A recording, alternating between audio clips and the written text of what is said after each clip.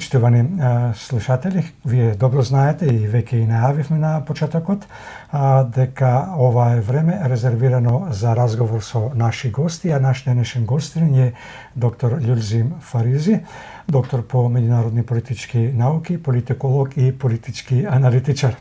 Со доктор Фаризи ќе разговараме на теми кои не засегаат сите нас, без разлика каде и да сме. Останете со нас за уште една анализа на сите поважни случувања во Македонија и пошироко во последните неколку дена од оваа недела. Со Фаризи ќе се обидеме да разјасниме неколку тези кои ќе ги наметнеме во денешниот разговор, јас и Бети Еве неколку од нив. Владата го ратификува стратешкиот договор со Велика Британија вреден 6 милиарди евра, но опозицијата алармира на политичко робство. Дали Македонија навистина добива геополитички поени или се продава суверенитетот? Во вечерашното интервју со политичкиот аналитичар Фаризи, деталите за оваа крупна стратегија и незините импликации ќе пробаме да ги разјасниме. Македонскиот идентитет и јазик за прв пат официјално признати во извештајот на Европскиот парламент. Дали ова е дипломатска победа или само формална потврда? Дали Европскиот парламент ќе го врати правото на македонците? Револуција или дипломатска фарса? Какви се шансите? Во текот на разговорот со доктор Фаризи ќе отвориме и други тези, а еве дел од нив. Креативна дипломатија клуч за деблокирање на преговорите со Европската Унија. Председателката Силјановска-Давкова најавува нови чекори пред самитот на НАТО. Дали овие потези се вистински решенија или само дипломатски експерименти? Националниот совет за евроинтеграции, форум за национален консензус или партиска арена? Ке разговараме и за тоа дали ваквите институции го поттикнуваат или го кочат европскиот пат на Македонија. Дали советот навистина функционира или представува само уште една политичка игра. Почитувани, ова не е се. Со Фаризи ќе отвориме и други теми и тези. Ево уште неколку. Дали барањето за лидерска средба е вистински обид за единство или само игра на политички маневри? Дали е ова пресвртница за единство или уште една партиска битка? Коалициониот партнер Вреди предлага кандидат без медицинска струка за министер за здравство. Како ова ја одразува политичката култура и квалитетот на владењето? Дали меритократијата е во криза? Со доктор Фаризи ќе разговараме и за парламентарното собрание на НАТО, кое се одржа во Дејтон 30 години по потпишувањето на мировниот договор, што доби регионот Балканот како шаховска табла. Дали Македонија е играч или само пешак? Каква е новата безбедносна карта? Дали овој символичен собир е само ритуал или вистинска порака за стабилност на Балканот? И што значи сега тоа за Македонија и незината улога во НАТО? Ќе ја допреме и темата за избор на Трајко Славески за нов гувернер на Народна банка. Дали станува збор за технократски избор или политички компромис? Какво ќе биде влијанието врз економската стабилност и довербата кај инвеститорите? И конечно, дали ќе го врати кредибилитетот на институцијата? Со Фаризи ќе зборуваме за изборот на Арифи Фидани за председател на Врховниот суд, кој повторно отвара прашање за независноста на судството. Дали Македонија се соочува со институционална криза и какви последици тоа носи за демократијата? Дали судството е заробено од политиката? Дали судството се политизира или останува гарант на правдата? Што мислат меѓународните партнери? Почитувани, за сето ова, а и за многу повеќе, ќе разговараме без задни намери, без табуа, без партиски шминки. Ќе го разготкриеме политичкиот мозаик на Македонија точка по точка, со непристрасен, критички и конструктивен пристап.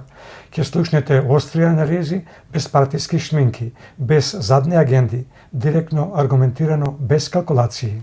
Токму така, почитувани, вечерва отвараме теми кои ја допираат сршта на македонската политика, дипломатија, идентитет, институционална стабилност. Вечерва заедно со политичкиот аналитичар господинот Љулзим Фаризи ќе ги разглобиме најжешките прашања и дилеми што ја определуваат иднината на Македонија. Ова нема да биде само анализа, ова е момент на вистина, ова не е уште едно интервју, ова е политичка радиографија на моментот во кој се наоѓаме. Останете со нас за да ги чуете сите детали директно од аналитичарот Фаризи. Доаѓа време за вистински одговори, како и секогаш во живо овде на Македонски корени. Во овие моменти, преку видеоврска, го покануваме и господинот Фаризи да ни се придружи во студиово на Македонски корени. Се надеваме дека нема да имаме технички проблеми со звукот. Господине Фаризи, доколку не слушате, добро утро и добре дојдовте во Македонски корени. Добро утро, добар ден, добро вечер за сите што не следат во вашата емисија. Поздрав до вас и ви благодарам многу за вашата покана. Добро ви утро од мене, господине Фаризи. Благодариме што сте повторно заедно со нас и со сите наши гледачи и слушатели. Навистина ни причинува огромно задоволство. Се надеваме дека ќе го задржиме вниманието на сите нив и доколку има прашања од гледачите или слушателите, а не се опфатени во нашите прашања, ќе ви бидат ставени на екран и прочитани, и ако најдете за сходно дека на нив треба да одговорите, слободно, без двумење тоа направете го. Ви благодарам уште еднаш за поканата. Се надевам дека ќе бидат минути кај сите што не следат во вашата емисија ќе бидат задоволни од нашите прашања и одговори, како и секогаш, пред се ви благодарам за добрите зборови како во вет, лично за мене и за сите гледачи да уживат во овој период. Тие зборови вие ги оцртувате во вашата умешност и знаење и непристрасност. Ние само го потврдуваме тоа од наша уста, иначе од она што го работите и она што го разбирате, е тоа исцртаната ваша биографија. Ви благодарам. Да, секако, но без поддршка на народот и поддршка од медиумите и лично од вам не би можел да постигнем на овој ниво. Владата го објави стратешкиот договор со Велика Британија во вредност од 6 милиарди евра и го достави до пратениците во Собранието за ратификација. Пратениците од парламентарното мнозинство со 76 гласа за го изгласа и за тоа го ратификува. Ден пред тоа, лидерот на СДСМ Венко Филипче изјави дека нема да гласат, бидејќи договорот бил преседан и представувал политичко робство. Господине Фаризи, како го оценувате стратешкиот договор со Обединетото кралство Велика Британија и Северна Ирска во контекст на меѓународната дипломатија и геополитичкото позиционирање на Македонија од аспект на суверенитетот, економската одржливост и придобивки, како и политичката самостојност на државата? Дали гледате во овој договор геополитичка придобивка и долгорочни стратешки ориентации? И дали има некаква поврзаност со евроинтеграцијата на Македонија? Првен, треба да бидеме јасни дека ние сме блокирани во процесот на Европска унија, односно процесот за членство во нејзе. Така што ние може да најдеме алтернативи за да можеме државата да ја буткаме напред. Така што мислам дека владата го направи две многу големи потези. Првото е првиот унгарскиот кредит што го зема кога го состави владата минатата година во вредност од 1 милиарда евра, која беше земена со цел да се помогне на бизнисите внатре во државата, а дополнително и да ги инвестира во општините кои беа заборавени во овие, да не кажам, последните 7 години, но и во минатото. Таа разлика помеѓу општините, градските, односно урбаните и руралните општини да се развијат во иста насока, односно размерно во двете страни, така што ова вториот чекор што го има направено владата, односно со земање на односно со потпишување на новиот стратешки договор и земањето, односно за гарантирање од страна на Обединетото кралство дека ќе инвестират околу 6 милиарди евра во крупни проекти. Јас мислам дека тие ќе бидат еден од најголемите проекти што може да ги има или да ги сонувала сите граѓани во нашата држава. Имајќи предвид дека првиот чекор е пругата која треба да се направи во нашата држава, која ќе ја поврзе, значи, делот од Европа преку нас со Грција, така што јас мислам дека во иднина, ако ќе биде овој реализиран проект ќе биде еден најголемите проекти што му ги направил некогаш некоја влада, а дополнително тие пари се предвидени да се инвестират, особено во делот на здравството и на другите институции кои се потребни за развојот не само на економијата, туку се потребни и за подигнување на стандардот за живење на и квалитетниот живот во нашата држава. Така што критиките што ги имаше другите политички партии, односно лидерот на погледната македонска политичка партија во Македонија, господинот Филипче, мислам дека тој лично како министер имаше долго време, значи околу 7 години, за да можеше да инвестира, особено да гради нови болници, но ние сме биле сведоци како во минатото тој само ги црташе тие болници кои ќе ги градеше, особено клиничкиот центар во Скопје, кој ќе го преместеше во друг дел во градот Скопје, и ние сите само визуелно неколку пати го имаме гледано, но никош реализирано. Ова е конкретен проект, бидејќи без пари не може да се направат проекти, односно да се градат институции, особено болници, така што договорот за стратешко партнерство со Велика Британија покажува дека сериозно се залага владата за конечно градење на тие институции, особено здравствените институции, особено во Скопје, Тетово, Кичево, Штип и во другите делови во држава кои се неопходно, особено направено клинички центри во тие помални градови, се со цел да не се праќат сите пациентите во Скопје, односно во клиничкиот центар, така што таму да се направи таков хаос невидено, кој е многу проблематичен за луѓето, односно да можат да се лечат многу поедноставно и по лесен пат. Така што ќе видиме во иднина како ќе се случува, но првиот чекор е направен и дополнително да не забораваме дека Англија е пред се голема светска сила, економска, па и на другите полиња, и така што се надеваме дека ова соработка со нив да се продолбочува, а во иднина зошто да не и со други држави, додека ние да го искористиме овој статус кво што го имаме со Европска унија. Најверојатно другите политички партии си имаат некоја друга стратегија, особено ние да се поколенеме и односно да идеме се по секоја цена да бидеме робство на интегративниот процес кој нема крај, барем сега за сега. Господине Фаризи, како ги оценувате изјавите на премиерот Христијан Мицковски и на лидерот на СДСМ Венко Филипче во однос на стратешкиот договор со Обединетото кралство? Дали според вас тие изјави представуваат политички спинови или искрена загриженост за демократските процеси во земјата? Дополнително, како ја интерпретирате самата постапка на ратификацијата на договорот вреден 6 милиарди евра без поширок политички консензус? Дали таквиот пристап ја нарушува довербата во институциите и укажува на слабоста во демократскиот капацитет на државата? Значи, првен да бидеме јасни дека ратификацијата се направи со 76 гласа, во прилика би имал близко до 2/3 на гласовите што ги има собранието 80, така што тука јас мислам дека има поголем консенсус на повеќе политички партии, односно на повеќе политички партии кои го имат поголемат легитимитет во државата, односно на изборите што го има добиено во минатата година, така што јас мислам дека во овој дел, особено за консензусот помеѓу политичките партии, е многу поголем од тоа што го има опозицијата.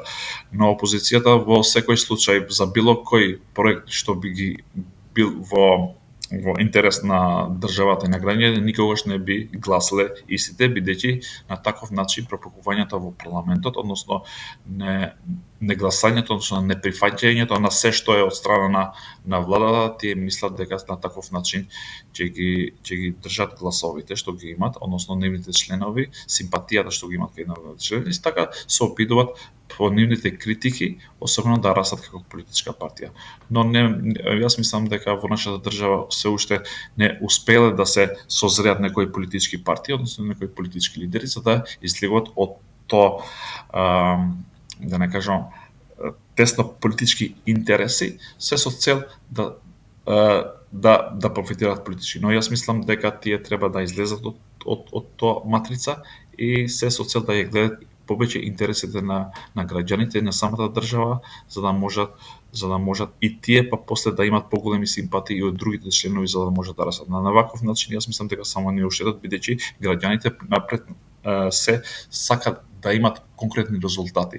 На граѓаните не интересира од каде им се парите, на нив им интересира да имат подобар живот, бидејќи 30 години ние, односно 35 години си земаме кредити од другите држави, односно меѓународните финансиски организации и не успеаме да градиме некои конкретни проекти кои им би сочинувал подобар живот на нашите граѓани. Така што јас мислам дека прекупувањата помеѓу лидерите, односно најголемата политичка партија ВМРО, ДПМН и СДСМ сегогаш ќе бидат во тек и мислам дека СДСМ во нито била која ситуација не би се согласила да ги прифати проектите што ги нуди владата, особено во МРДПМН. Така што јас мислам дека овој начин на действување на политичките партии, односно на опозицијата со критикувачки статуси, односно со позиции контра владата ќе бидат сегогаш тема и сегогаш ќе бидат во спротив на тие проекти што ќе ги промовира владата во иднина, особено во наредните 3 години. Дали гледате во овој договор со Велика Британија обид за поголемо влијание на Балканот по Брекзит и како тоа ќе се одрази врз идниот развој на односите меѓу Македонија и Обединетото кралство, како зацврстување на стратешко сојузништво или како дел од пошироки геополитички интереси? Дали ваков вид на договори, ако се потпишуваат без широка политичка и институционална поддршка, може да бидат предмет на преиспитување или блокада од идни влади?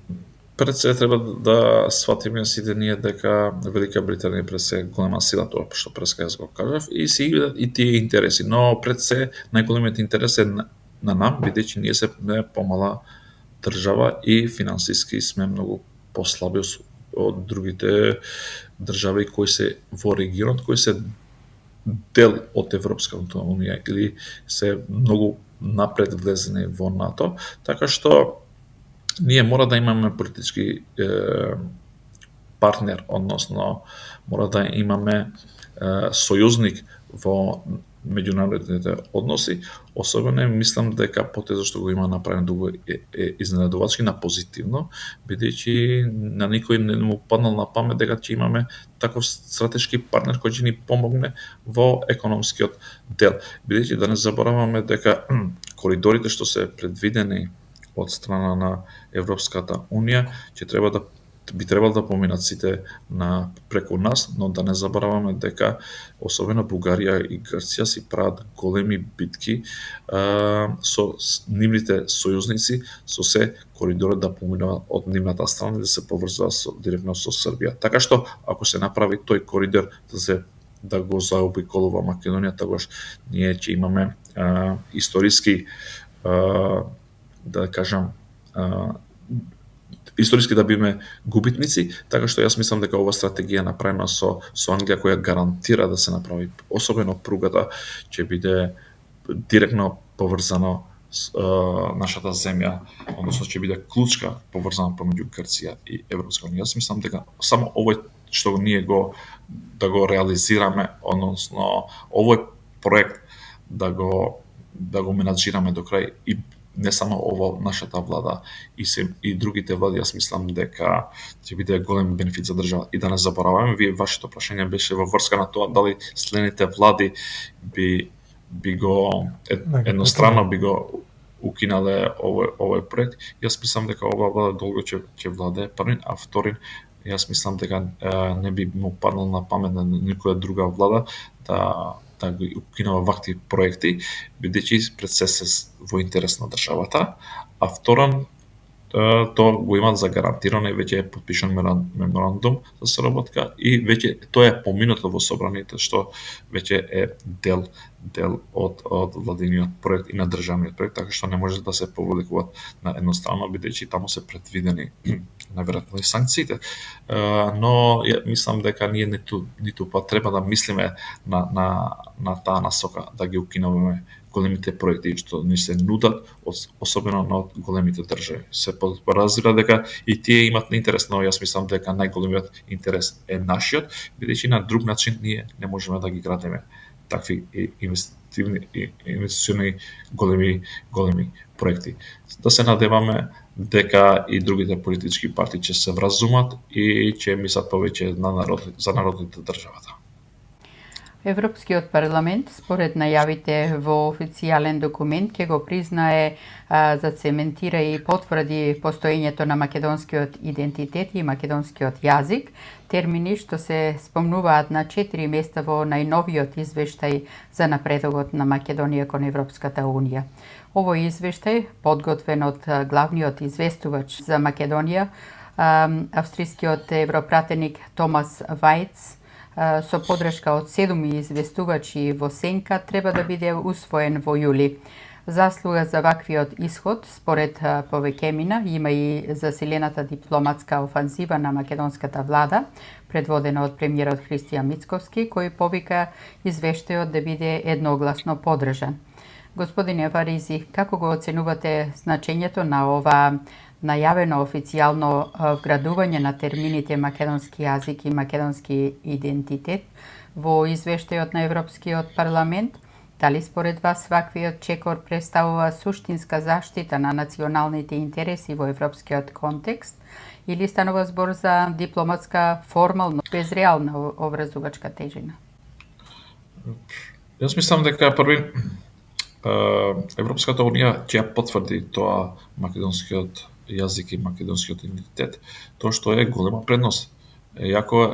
Ако што е формалност, но пред се тоа е одлука односно на големата институција, односно највлијателната институција во Европската унија, тоа е Европскиот парламент, така што кога ќе влезе во тие документи веќе не може така едноставно да се бришат таму. Така што ние потврдува тоа што ние се бориме и наверојатно ова не е резултат на тоа дека на добра волја тие ги направија тоа, односно одлучиле на таков начин да ја потврдат македонскиот идентитет и македонскиот јазик, но јас мислам дека тоа е борба на дипломатските канцелари, односно да кажам Министерство за надворешни работи, кој Министерот за надворешни работи, јас мислам дека господинот Муцунски добро ја води таа надворешна политика и до сега успел барам тоа. Но тоа не значи дека само тоа, дополнително да не забораваме дека со реорганизацијата на државната власт, односно на владата, веќе Министерството за надворешни работи и Министерство за трговија. Со тоа директно влија особено во надворешна економска политика, така што јас мислам дека ова е добар чекор и во иднина ние треба да ги користиме предностите што ни ги дават дипломатијата, односно да ги користиме сите наши можности се со цел да го заштитиме македонскиот идентитет и македонскиот јазик и пред се македонската држава. Така што многу е проблематично што ние имаме многу лоши договори во минатото и државата веќе е заложник на тие договори, така што ние во иднината треба да се обидуваме на некој начин да најдеме некој консенсус. Гледате во другата страна, пример Бугарија донесува резолуција со која ги потврдува нивните ставови, бидејќи тие точно знаат дека ако има поагресивна дипломатија од страна на Македонија, ги следат чекорите, зашто не го донеса одлуката, пример резолуцијата пред да се случи стратешкиот договор. Тие следат дека Македонија чекорува добро во надворешната политика и неверојатно се плашат да не го пукнат тој договорот што го имаме постигнато во минатото, со минатата влада, кој на нам ни тежи многу. Така што и вториот момент, да не забораваме, премиерот Христијан Мицковски во собранието предлагаше во Бугарија во тој комитетот за малцинствата да бидат дел за македонците. и македонците и за може да и дополнително побара да се применат 14 пресуди кои има донесено судот за човекови прави во Страсбург. Така што овие големи потези тие валјда ги следат и донеса одлука, односно резолуција дека нема да пропуштат во договорот, односно барат од нашата страна да се поштува договорот и Бугарија да биде дел од Европска унија. Но премиерот кажа дека ако македонците не бидат во тој дел во тој комунитет, нема да се помрда на неговите позиции, што се реални. Јас мислам дека треба да е позицијата во надворешната политика вин-вин, за да двете страни да можат да придобијат, но јас мислам дека најважно е кога тие ќе ги признат, мислам дека е тактички многу добро направено од страна на премиерот, односно на владата, за да имат таков став, се со цел од двете страни да ги признават малцинствата во нивните матичните држави, пред се Бугарија треба да ги признава македонците, а ние треба да ги признаваме бугарите, на тоа насока да има равноправно, односно реципроцитет, и тие со поставувањето на реципроцитетот од страна на нашиот премиер, господин Кристијан Мицкоски, мислам дека веќе почна да се пробудуваат бугарите од другата страна, а од нашата страна јас мислам дека во тој принцип ние треба да постапиме, односно мора да постапиме реципроцитет, а не сервилизам кон другите држави. Какво е вашето мислење за потенцијалното влијание на извештајот на европотеникот Томас Вејц врз ставовите на одредени земји, членки на ЕУ, особено оние што биле резервирани околу македонскиот идентитет? Тие генерално веќе во Европска унија има, бидејќи не се истите представници во Европска унија, тие се менјат. И како се менјат, претпоставувам дека истите имаат повеќе сознанија за нашата држава, имаат се многу пореални политичари, така што јас мислам дека во иднина ќе има и многу такви кои ќе не поддржуваат, но секогаш таквите чекори се добродојдени, особено на тие држави кои во минатото не гледале со скептицизам, односно не биле во нашата страна, ги поддржува повеќе другите страни, но најверојатно и во Европска унија веќе сфаќат дека неправедно Македонија се држи во заложништво во процесот на европски интеграции со барања кои се надвор од нивните стандарди. Колку е значајна улогата на известувачите во сенка во вакви процеси и дали навистина поддршката може да се смета за показател на поширок политички консенсус во рамките на Европскиот парламент? Секој збор што го кажат позитивно за нашата држава, јас мислам дека е добродојден и дополнително ако имаме такви седумина кои се во сенка и не поддржуваат нам, тоа е голема наша победа во надворешната политика и голема поддршка во процесот на интеграциите, особено во деблокирањето на овој процес, бидејќи најверојатно гледајќи дека Бугарија донесува резолуција која не ги потврдува нивните ставови, најверојатно имал притисок кон нив за да може да се репреговара, односно за да може да се најде дополнителен договор, односно јас секогаш сум бил за некој анекс договор, анекс протокол плюс, кој ќе загарантира дека од страна на Бугарија нема да има други дополнителни барања од кога бугарите ќе бидат дел од уставот во нашата држава. Бидејќи да потенцираме, а мислам дека веќе знаат и нашите гледачи, дека веќе не е проблематично, односно ние не сме против за да бидат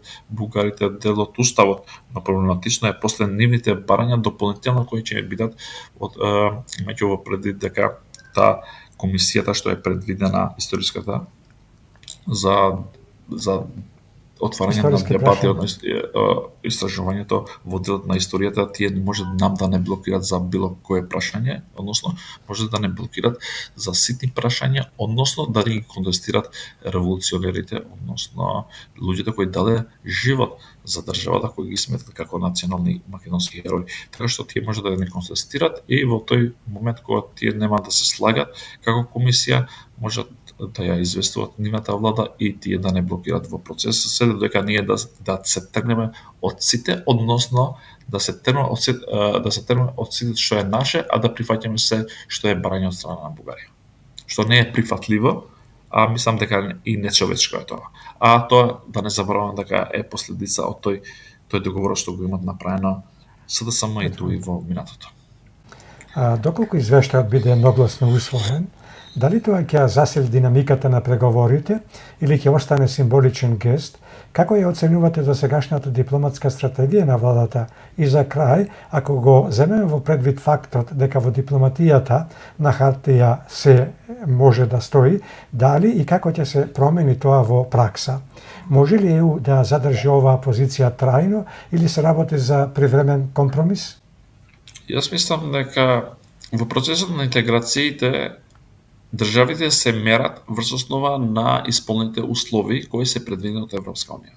Така што еден извештај позитивен кој може да се усвои од страна на Европската унија, јас не мислам дека тоа е заслуга само на Европската унија, туку тоа би била резултат на тоа што има сработено владата во минатото. Јас мислам дека особено во борбата против криминалот, корупција и правната држава ние ќе бидеме и во полето на економијата и на финансите, јас мислам, и на човековите права, јас мислам дека во овој дел ние ќе бидеме оценети позитивно и во овој делови јас мислам дека државата ќе биде оценета дека напредувал многу. Така што јас мислам дека извештајот што ќе се донесе од Европска унија во следниот месец, јас мислам дека тоа е само резултат исклучиво на владата, а не е резултат за да ни го дават како награда на тоа, односно да не утешуваат во процесот на европски интеграции. Бидејќи и во минатото ние имаме влади кои беа многу блиски до Бугарија, нели им ги исполнува сите барања и на Грција, и на Бугарија, и на другите држави кои побара од нас, така што јас мислам дека имавме такви извештаи кои беа реални оцената нашата бивша влада. Така што јас мислам дека исклучиво од нашата работа ќе зависи и резултатот на извештајот во Европска унија. Значи пошто ова е најверојатно пропаганда, повеќе како ова вашето прашање, повеќе би го пропагирале другите политички партии кои се против владата, односно да мислат дека нам ни дават некој како поклон, но не е така. Сегогаш државата во процесот на интеграцијата се мери врз основа на тоа колку има изработено тома, односно колку ги има исполнато условите предвидени од Европската унија. Во пресред на најавената средба на самитот на НАТО, државниот врв на Македонија најавува иницијативи за изнаодење креативни решенија кои би можеле да представуваат увертира за деблокада на европскиот интеграцијски процес. Председателката Гордана Силјановска-Давкова во неодамнашно интервју за Радио Слободна Европа посочи дека се работи на така наречена креативна дипломатија како одговор на актуелната блокада. Во меѓувреме, за време на својата последна посета на Македонија, високата представничка на Европската унија Каја Калас и остварените средби со премиерот Христијан Мицкоски и делот високиот државен врв биле разгледани неколку потенцијални сценарија и предлози за надминување на застојот во преговорите со ЕУ. Меѓу споменатите опции, председателката Силјановска-Давкова обелодени две можни решенија: усвојување на специјален акт од страна на Европскиот парламент или Советот на ЕУ со кој би се регулирале односите помеѓу Македонија и Бугарија, или пак внесување клаузула во третиот протокол од договорот за добрососедство, со која би се гарантирало дека историските прашања нема да бидат услов за напредок во преговорите. Потенцијалната средба помеѓу председателката Силјановска и бугарскиот председател Румен Радев, која е планирана да се одржи во Хаг, на маргините на самитот на НАТО со присуство на представници од НАТО, ЕУ и САД, се уште е под голем знак прашалник. Се чини дека официјален одговор од Бугарија за можноста да се реализира оваа средба се уште нема. Господине Фаризи, во контекст на најавите за така наречена креативна дипломатија и потенцијална средба во Хаг, како гледате на предложените решенија, како што се усвојување на специјален акт од Европарламентот или клаузула во протоколот од правно-дипломатски аспект, но и од аспект на долгорочна одржливост, колку реално, но и од научен аспект, ваквиот пристап може да донесе резултати во деблокирање на македонскиот евроинтеграцијски, особено имајќи во предвид тврдата позиција на Бугарија и ограничените инструменти на ЕУ во вакви билатерални спорови? Значи, први, ако ние не можеме директно да преговараме со Бугарија, односно бидејќи Бугарија веќе вчера нели донесе одлука за да не се преговара во овој дел, така што ние мора да најдеме друг начин за деблокирање на процесот, се со цел да не бидеме оштетени. Првото, јас што го кажам, ние можевме, односно ако имаше добра воля од страна на Бугарија, да преговараме и да најдеме, да направиме нов некој анекс договор кој би загарантирала буквално ова што вие го кажавте, односно го кажал претседателите, да не бидеме блокирани од страна на Бугарија за историските прашања, односно историските прашања да не бидат како услов за членување во Европската унија. Но и вториот момент што најверојатно виделе нашиот државен врв дека, односно утврдиле дека не може да најдат директен, да не кажам, партнер од страна на Бугарија да се усогласат во ова насока, така што тие одлучиле да одат, односно да им предлагат на Европската унија специјален акт, буквално кој се поврзува директно со историските моменти да не бидат, односно дебатата околу културното наследство, историјата и така натаму да не бидат како клучен и одлучен елемент кој би не кочил во процесот за влез во Европска унија. Така што мислам дека многу е паметно тоа што го имат направено со овој предлог и најверојатно овој предлог ќе биде тема за дискусија во Европската унија и ако успеат да го протнат односно да го вметнуваат како идеја и како наша одлука да биде дебатирана во Европска унија и дај Боже да тие да го ратификуваат, односно да однесат, но најверојатно тука ќе бидат против Република Бугарија, но ќе видиме што ќе се случи во војнина. Но јас мислам дека треба да се користат сите механизми, сите можности, се со цел ние да успееме да го до овој специјален акт што го предлага претседателот на државата. Јас мислам дека треба да се трудиме, не сум сигурен, но мора да најде Европска унија начин како да го деблокира процесот, но на крај на краиштата ние ако не пропуштиме и би требало така да не пропуштиме веќе во тој аспект, бидејќи ние ако пропуштиме сега, тие знаат точно Бугарија за тоа, тие се борат, ако пропуштиме во овој момент, јас мислам дека тогаш ние никогаш нема да бидеме дел од Европска унија, бидејќи нивните дополнителни барања ќе бидат бескрајни, кои ние треба да ги исполниме и неверојатно така ќе расте и евроскептицизмот во нашата држава за да бидеме дел од Европска унија и така таа доверба кај граѓаните драстично е намалена евроскептицизмот, но ние мора да најдеме начин, односно Европската унија мора да најде начин за да го порасне овој, односно за да паѓа евроскептицизмот, односно да порасне волјата на граѓаните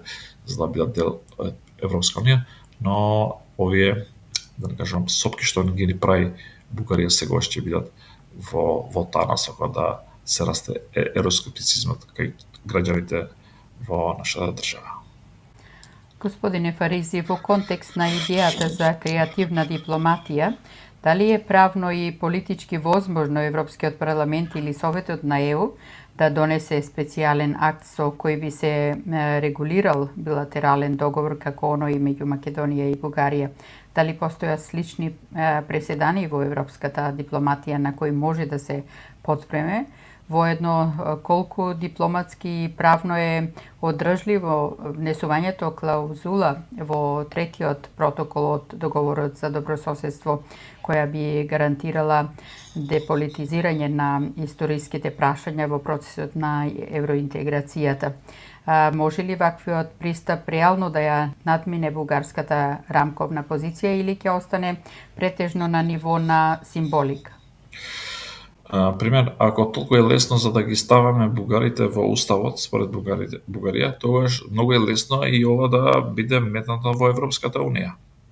Односно да донесува специјален акт Европска Унија, каде третиот протокол да се вметнува таму клаузула кај ќе ни, односно нема да биде услов историските проблеми што ги имаме со Бугарија, односно дебатата отворено за историјата на Македонија, да биде услов за членство во Европска Унија. Јас така што мислам дека ова е возможно, ако Европската Унија реално сака да не земе во низните прегради во нивната Унија. Така што јас мислам дека можно е, бидејќи тоа, ако е лесно да се вметнат бугарите во нашиот устав, тогаш е многу лесно да се вметнат таков протокол кој ќе ни се гарантира нашето право, односно ќе ни гарантира дека ние немаме да биде блокирани од процесот за интеграција во Европска Унија. Така што јас мислам дека ова ќе биде и реалната слика на Европска Унија, дали вистина тие сакат само ние да ги смениме, односно да ги вметнеме бугарите во уставот, или дополнително барање ќе има во наредниот период за членство. Дали сегашната состојба може да послужи како поттик за развој за нова регионална дипломатија на Западен Балкан, базирана на заедничко лобирање и примери како скандинавските земји или Вишеградската група? Во случај на продолжена блокада, колку е реален ризик од Македонија да западне во замрзната европерспектива и кои би биле клучните дипломатски чекори, вклучително и прв символичен, но ефективен потек што би го препорачале на председателката Селјановска за да се спречи ваков развој и да се обезбеди достоинствен, но ефективен напредок? Јас мислам дека во иднина како други држави ќе напредат, особено Албанија и Црна Гора, тука и дополнително и Србија, најверојатно, бидејќи и Србија сака да биде член од Европска Унија. Ние сме тука. Јас мислам дека тогаш ќе расте и поголем и повеќе притисокот. Јас мислам кон Бугарија, бидејќи ние сме заложници на Бугарија за да бидеме дел од Европска Унија. И ние треба да ги користиме максимално оваа дипломатија, особено нашата дипломатија моментално функционира според мене многу добро, бидејќи ние соработуваме речиси со сите други држави, особено со државите кои се економски мощни во ниво на светот. И јас мислам дека нашата соработка, особено со Велика Британија сега, а дополнително со САД и со други држави кои не се дел од Европска Унија, добро соработуваме. Тоа е предизвик, односно тоа е дополнително и елемент кој покажува, односно дека нашата надворешна политика функционира како што треба во интерес на државата. Ние треба да отчекаме, не треба многу да брзаме во процесот, да видиме прво како ќе биде извештајот за оценка на нашата држава, односно за работата на владата во првиот квартал од ова година и да видиме како ќе се вробат во плот, односно да ја видиме прво идејата што го даде Мицковски во собранието, дополнително и председателот на државата. Да видиме како ќе се движат потезите, но ние имаме две насоки во основа на која треба да се движи државата. Прво да е тоа да во тој комитетот во Бугарија да се вметуваат малцинствата, односно член од страна на македонците и дополнително да видиме дали ќе биде прифатлива актот, односно специјалниот акт за вметнување на клаузула која ние заради историските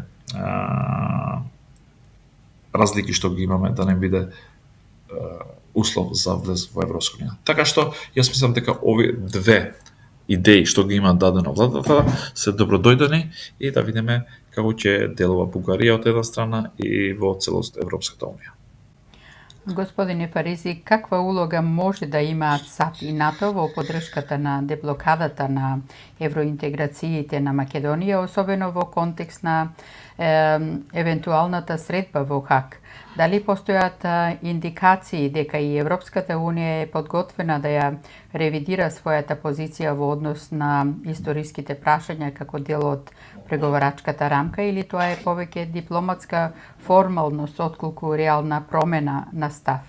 Јас мислам дека во минатиот период Европската Унија НАТО земјите членки, особено САД и другите држави, повеќе ја играле таа меката дипломатија. Јас мислам дека за Балканот треба малце таа силната дипломатија, односно цврстата дипломатија, бидејќи кај ние како држави во овој регион малце не сме навикнати на таа мека дипломатија, не секогаш кај нас се употребувал цврстата дипломатија. Јас мислам дека ние треба да ги користиме моментално најголемите држави во светот, особено САД и другите држави кои се не поддржуваат нам. Јас мислам дека тука и Франција бија користела повеќе, имајќи го предвид дека Германија во последниот период како да ја губи силата внатре во Европската унија како лидер пред се, и ние треба да ги користиме сите овие поголеми држави кои ќе прават повеќе притисок кон Бугарија, се подразбира со аргументите што ги имам, бидејќи на крај на краишта аргументите се на наша страна, и тие аргументи ние треба да ги користиме кај нашите сојузници и пријатели, да не забораваме дека Бугарија пред се е голема држава, поголема од нас и е пред нас член на Европската унија и член на НАТО, така што тие на подолг период ги имат тие релации со тие држави, но пред се мислам дека имајќи предвид дека не се прави неправда во процесот на интеграција, јас мислам дека и тие не можат така едноставно да ја поддржуваат само Бугарија. Јас мислам дека треба кон двете држави, особено кон Бугарија, но мислам дека во тој процес нема за некој да бидеш мек, за некој треба да бидеш цврст, туку за сите јас мислам дека таа софт дипломатија треба да се употреба се со цел да успееме да се деблокираме во процесот на интеграциите. Со оглед на последната седница на Националниот совет за евроинтеграции, каде што доминира различни партиски реторики, а имаше помалку конкретни институционални заложби, како го оценувате од политиколошки аспект форматот и динамиката на Советот? Дали ваквиот пристап реално придонесува кон напредок на евроинтегративниот процес или повеќе служи како политичка сцена за внатрепартиски позиции? Сегаш во нашата држава ние кога збориме за процесот на интеграциите, односно и било што да е во интерес на Република Македонија, ние секогаш ќе се почнеме да се судираме политички тука кај нас.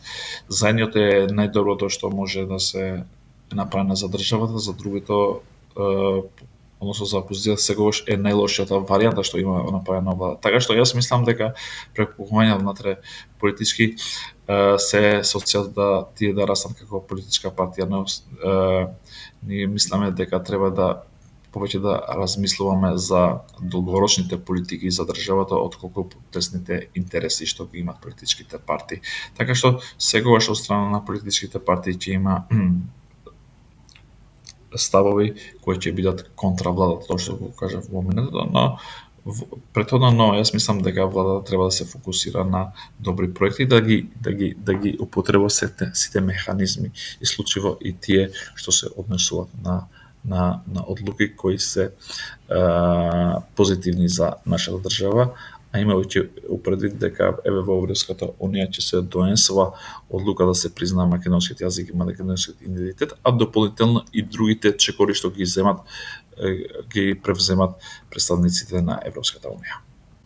Господине Фаризи, како го гледате фактот што седниците на Националниот совет за евроинтеграција често пати се претвараат во арена за партиски судири наместо форум за консензус и координација? Дали ваквата динамика укажува на потреба Советот да добие поинаков, а можеби поформален или експертски карактер за да заакне својата функционалност? Мислите за Советот во нашата држава, нели? Да, за Македонија. Да, добро. Да не забораваме дека кај нас први ние во собранието секогаш носиме кадар кој многу е слаб, односно нема елементарни познавања на правната држава, особено немаат елементарни познавања за политичкиот систем, да не зборуваме за Европски унија за кој за нив е измислено нешто. Така што и после и тие другите комисии кои се дел од собранието на Република Македонија, дополнително се вметнуваат пратеници кои се во собранието, бидејќи пред се тие се изберени од страна на граѓаните и нормално дека тие немаат елементарни познавања во процесот на интеграциите и нормално дека тие дебатираат само за политика кои го имаат слушано во чежилници низ целата или ни во околината. Така што кога ти имаш чежилницка политика внатре во тие тела, нормално дека после те прислегуваат и чежилницка политика на представувањето од страна на тие луѓе. Така што јас мислам дека ние треба да се фокусираме повеќе на професионалност и треба во тие комисии, особено во процесот на интеграциите, треба да имат луѓе кои ја разбират таа проблематика и кои сегогаш ќе бидат креативни за да немаме добри решенја во европскиот пат. А тие критиките што ги прават таму внатре за политички тесни политички интереси, јас мислам дека не се добродојдени ни за нашата политика, но и за едината на нашата држава, односно за Република Македонија, бидејќи гледам дека тука некој не критикува зашто кажеме нашата држава, не кажеме Република Македонија, но пред се јас исно не можеме да го користиме сегогаш Република Македонија, се со цел нормално составувањето на зборовите, граматиката не дозволува така да се однесува, но сегогаш за нашата држава го се мисли за Република Македонија. Го објаснавме тоа во минатото секако. Да. Во услови на застој во евроинтегративниот процес, дали сметате дека институции како Националниот совет за евроинтеграција имаат реален капацитет да мобилизираат политичка и јавна подршка за неопходните реформи? Или пак сметате дека сме веќе во фаза на политичка и институционална замореност од ЕУ наративот, што дополнително ја компрометира довербата во процесот? Па секоја блокада од страна на Европска унија делува негативно и во нашата држава. Тоа кажав дека не само што се деморализираме, туку евроскептицизмот расте. Кај нас пример во минатото било дека во нашата држава 95, односно 96, на 90% биле секогаш за влез во Европска унија и тој тренд паѓал најверојатно во последните мерења, мислам дека е околу 67-68% од граѓаните кои сакат да бидат дел од Европска унија. Тоа евроскептицизам сегогаш расте како последица на тоа дека нам не блокират во тој интегративниот пат. Но јас мислам дека нашите, особено политичари, нашите представници, особено во собранието, па и во другите тела, треба да бидат малце покреативни, треба малце да бидат поинтелигентни и нормално треба да се фокусираат на интересите на Република Македонија, а не на политичките интереси, тоа што го кажав пред тоа. И јас мислам дека како ќе поминува времето, така што ќе почнат да дојдат да кажам образовани луѓе кои имаат пред се интегритет и така ќе се смени реалната слика кај нас во држава. Тоа нема да биде преку ношто да се предразвираме, но треба време и да се надеваме дека во многу краток рок нашата држава ќе се деблокира, се со цел после ние да немаме тесни политички интереси кои се носат и во тие теми кои се дебатира за интеграцијата на нашата држава. Лидерот на СДСМ Венко Филипче повика на нова лидерска средба, а премиерот и лидер на ВМРО-ДПМН Христијан Мицкоски ја одби со образложение дека таква средба имаше не така одамно и дека барањето на Филипче е само декларативна флоскула. Наместо средба, Мицкоски повика на единство. Господине Фаризи, во услови кога Филипче бара лидерска средба, а Христијан Мицкоски повикува на единство, при што се зборува и за внатрешни сопки под надворешен притисок, како вие ги интерпретирате ваквите барања и изјави? Дали се работи за реален обид за политичка консолидација или, напротив, за стратешки маневри пред одредени геополитички или внатропартиски разврски?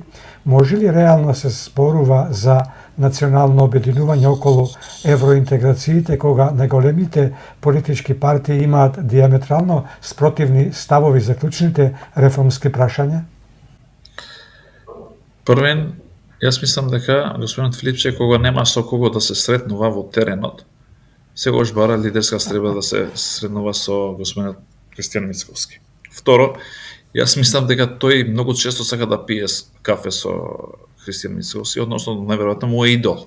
Второто, бидејќи гледајќи дека разликата во теренот е огромна и најверојатно тој мисли дека ако повеќе пие кафе, односно се сретнува со премиерот, така што ќе го сакат повеќе граѓаните. Така што очигледно гледа дека омилен е кај граѓаните господинот Христијан Мицковски. Така што јас мислам дека во минатото што грешките ги има направено на СДСМ, да не забораваме дека тој беше и дел од влада, сега се обидува на некој начин да се да се лигави буквално, за да може да се предизвика како голем патриот, односно да може да најде решение. Но да не забораваме дека во ова ситуација кај се наоѓа нашата држава како последица на тие погрешните политики што ги имат во минатото, а во минатото беше, да не забораваме, тој еден од главните креатори на тие политики, а да не забораваме дека сега па е наследникот на тие политички партии, на тие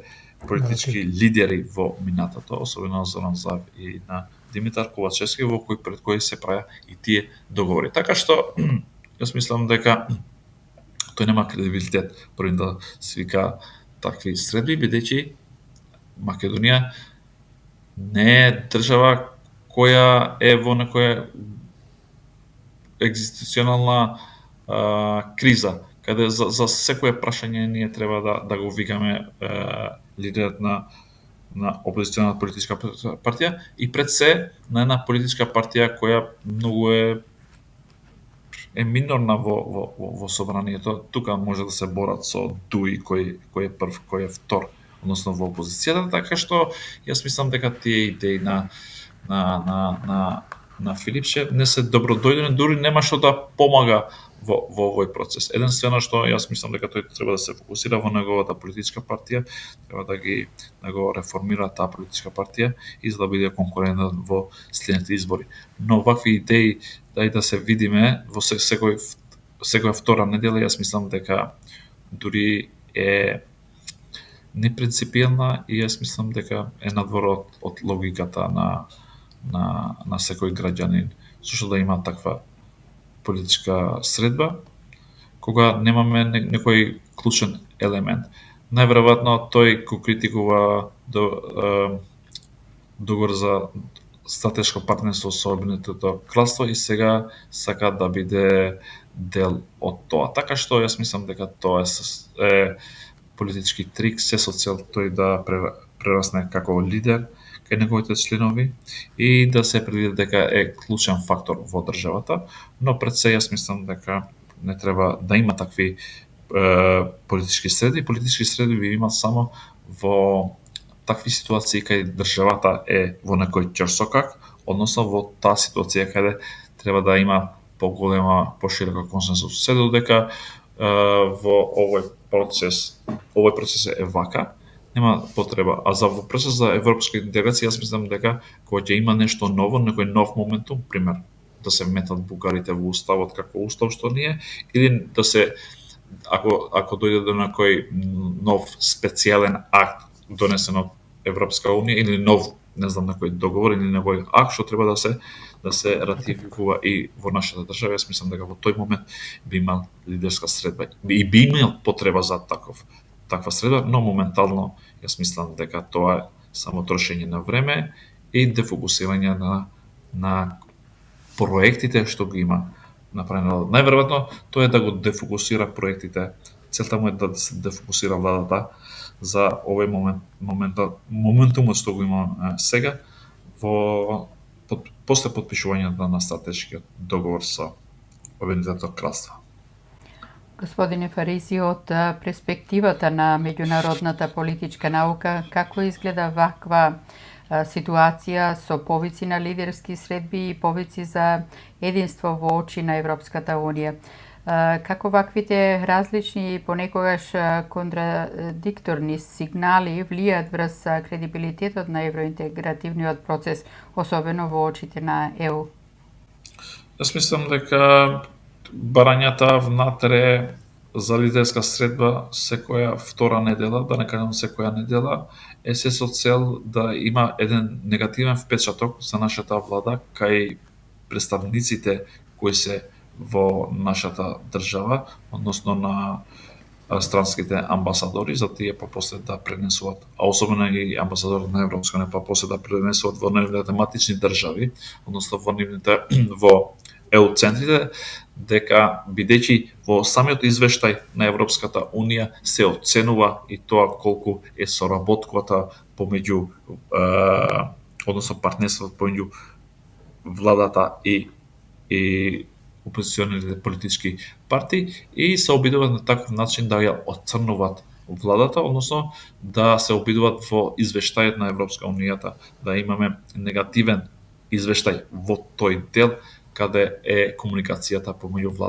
власта и опозицијата, но јас мислам дека во тоа нема да успее, бидејќи пред се тие се политички партии кои се обидуваат само да злоупотребуваат позицијата, а не да ја унапредуваат држава. Јас мислам дека тие, бидејќи секој извештај што е против владата, јас мислам дека е против Република Македонија, и јас мислам дека е крајно ваквите политички партии и политички лидери да почнат да се опаметуваат и да почнуваат да направат нова политичка стратегија која ќе биде креативна не само за нив, туку и за доброто на граѓаните и за Република Македонија.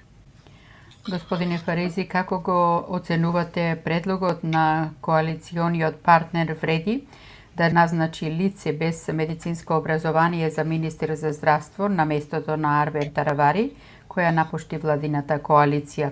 Што ни кажува овој предлог за квалитетот и приоритетите во политичкиот договор помеѓу владеачките партии?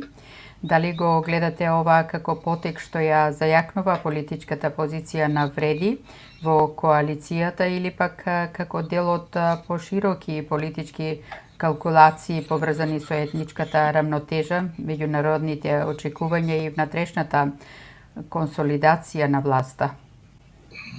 Први мора да признавам дека во следниот период мојот влез на зградата ќе биде со нов министер. Живеете во иста зграда? Бидејќи не само што живееме во иста зграда, туку во ист влез и тој живее над мене. Новиот министер за здравство. Лично го познавам, ја знам дека е голем експерт, бидејќи особено што живееме во ист влез, ние се гледаме некогаш и пиеме кафе како комшии, но пред се е многу голем експерт во информатиката, пошто е професор доктор, што предава вештачка интелигенција на факултет. И да не забораваме дека во минатата влада, нели беше во минатата влада министер за информатичко општество и администрација и беше еден од најдобрите министри што ги имаше владата во минатата. Најверојатно има добри менаџерски организации. Да, и да не забораваме, пример, ние во последното време, во минатото го имавме Венко Филипче, министер за здравство и беше нели доктор и дополнително имавме и уште еден стоматолог тука кој беше дополнително и министер за здравство, но некако нашиот систем во здравството колабираше. Да не забораваме дека во минатото ние сме имале двајца министри кои не биле здравствени работници, односно доктори, лекари, како Имер Селмани пример во минатото и дополнително и Нино што беше нели Никола Тодоровски министер за здравство. Во тој период здравството беше на високо ниво. Имаше многу луѓе, доктори кои отида направи специализации надвор од државата, нели, во тој период, па се вратија пак кај нас. Тоа е дополнително беше како да кажам инекција, односно плюс за да се подигне нашето здравство. Ние во минатото, особено во последните 7 години, ние имавме цело време министер за здравство, кој беше од таа сфера, односно сам лекар, но ние ние немаме добро здравство, затоа се пропаѓа кај нас. Така што јас на нешто можам да сум уверен дека е голем работник, бидејќи кога во минатото, кога стана министер за информатичко општество, само еднаш имам пијано кафе, бидејќи не можеше да се видиме. И тоа на некоја прослава, не знам, може за Бајрам да не беше. Така што многу е човек што работи и пред се го знам многу добро како функционира, што е многу важно за нашата држава, а го нема е многу чесен човек. Тоа значи гарантирам за тоа и го знам многу добро во карактерот како е човек што не го меша приватниот живот со државниот живот и не го меша семејството со институцијата, односно е човек што институцијата ја почитува и ја смета како институција која им припаѓа на граѓаните, а не им припаѓа на семејството како беше во минатото пракса направена кај институциите важеа како приватен имот на семејството. Мисля дека министер, ако си или некој директор, функционер, дека тоа организација кај си именува е твој, односно семејен бизнис. Така што јас мислам дека особено во дигитализацијата ќе направи проекти, но се надевам дека владата ќе има 4 години мандат, се со цел на министерот да му се даде можност до крај да се докаже, а во таа насока јас мислам дека особено во дигитализацијата ќе имаме голем напредок во ова министерство. Во контекст на актуелната здравствена криза и потребата од реформи, дали кандидатот Азир Алиев има капацитет да се справи со овој ресурс? Вие нешто кажете дека е одличен менаџер. Дали неговиот избор може да се толкува и како тест на реалниот институционален капацитет на коалициониот партнер вреди? Дали тие се само формален дел од власта или суштински и одговорен политички актер? Моментално Алијанса за албанците е поделена на три политички партии моментално.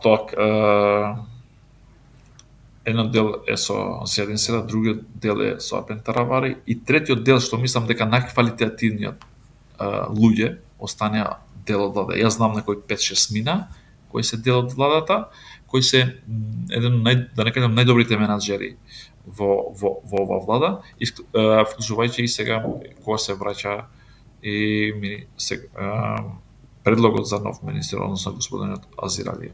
Јас верувам на некои луѓе кои се дел од вреди внатре, кои се останатите од политичката партија Алијансата за албанците, и јас мислам дека тие повеќе поединечно ќе завршат работа отколку како политичка структура, бидејќи таа и така беше мала политичка партија и кога ќе се делеше во три дела, јас мислам дека многу малце, но да не забораваме дека луѓето секој се сака да биде дел од власта и интересите што ги поврзува внатре и во таа политичка партија, јас мислам дека ќе бидат насочени кон влада. Но да не забораваме дека овие луѓе, особено Арбен Фетај, вице-премиерот и Азир Алиев беа најверните луѓе на Алијансата за албанци, односно на лидерот Арбен Таравари, и да не забораваме дека овие и некои двајца ја што ги знам се тие луѓето кои седнуваат на компјутер и работат за партијата, а другите што се отидена со Арбен Таравари, јас мислам дека се повеќе луѓе кои ја продават памет по кафани и прават политичка партија со зборови, отколку што седнуваат и прават стратегија и проекти. Јас знам дека Азир Алиев со години на партијата, односно на Алијансата за албанци им ја правеше платформата кога тие кандидира на избори, односно целиот товар му беше на него, така што бидејќи некогаш се консултираше за некои делови на стратегијата, односно на платформата, и сегаш ќе ми пушеше дел да анализирам јас и знам дека точно тој ги правеше тие стратегии. Јас мислам дека веќе во Алијансата за албанци кај Арбен Таравари не останал човек форма и стратегија. Единствената нивна стратегија е да оди со Али Ахмети во следните парламентарни избори. Тоа е клучната клучната стратегија. Колку изборот на немедицинско лице за министер за здравство ја одразува политичката култура во земјата и одстапувањето од меритократискиот принцип? Како ваквите одлуки влијаат врз имиџот на владата пред меѓународните партнери, особено во контекст на европските интеграции? Јас мислам дека пред сега, ако сте го следиле политиката кај нас, пред да се именува, односно кога Арбен Таравари одлучи да излезе од влада и кога се вртеше името на Азир, да не забораваме дека тој беше односно имаше слика објавена од страна на американската амбасада во Скопје.